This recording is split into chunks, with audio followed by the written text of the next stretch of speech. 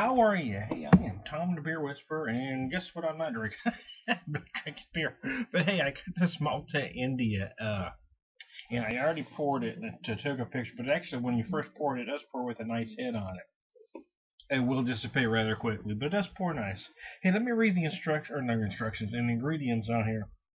It says a non-alcoholic malt beverage made from water, pale malt, caramel malt, corn syrups, molasses, phosphoric acid, and hops. Okay, so it has the ingredients in beer, plus a few. The big thing here is, I guess, non-alcoholic brews are basically fermented and then the alcohol removed. These malts, the malt beverage I had the other day, and this malt are just not fermented. What I do like about it, though, is as opposed to the NA beers, is, well, one is the aroma, because I've done some extract brewing, and you notice it when any home brewing, but extract specifically because you're smelling the malts right there. I mean, it's kind of a one-step process. You throw everything in you get to a boil, then you put your extracts in. Well, this is exactly what that smells like, because you can smell the malt great big.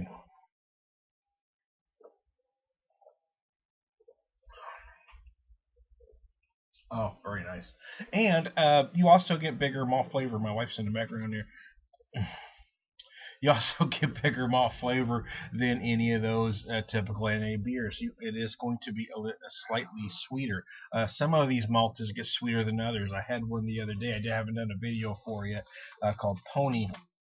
The problem with it was it didn't say it had hops in it, and you could tell it had a kind of a different flavor, laid a little more flat than this one does. This one, I mean, these aren't seriously hoppy. I mean, don't get me wrong. You're not going to get big hops. It's not like drinking an IPA or anything like that. Oh, but it is tasty, incredibly refreshing.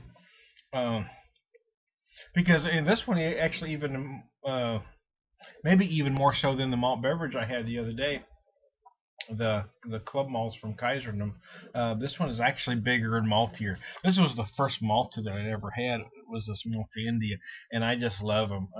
This one was a small bottle, and I believe it ran 69 cents for this single. You can get them in a six-pack, runs about $5. They're not incredibly expensive. A little bit more than soda pop, I suppose. Oh, oh man, it is good though, I tell you. Whew, so this is kind of the extent of the videos I'm able to do at the moment. Um, is ta-da! I did a root beer video for Beta root beer. I did the Kaiserdom Club Malls, and I think I will steal one of his. I wasn't going to, but I think I will steal one of his Bulldog root beers and do a Bulldog review. Then I can always try to get him another 4-pack. Because it is such a great root beer, I want to talk about it. So, and hopefully I'll get a chance to go get some more malt beverages and do some more of these. Hey, this is pretty good though. If you get a chance to try it, it is. I mean, if you need something non-alcoholic, I wish bars would carry stuff like this because this is much tastier, much more refreshing, and much more satisfying than the very weak, typical non-A beers that you can find it in most pubs like the old duels or such. They really have no flavor whatsoever. As an alternative to alcohol, I would drink this stuff all the time. So hey, here you go. Ah, ta-da!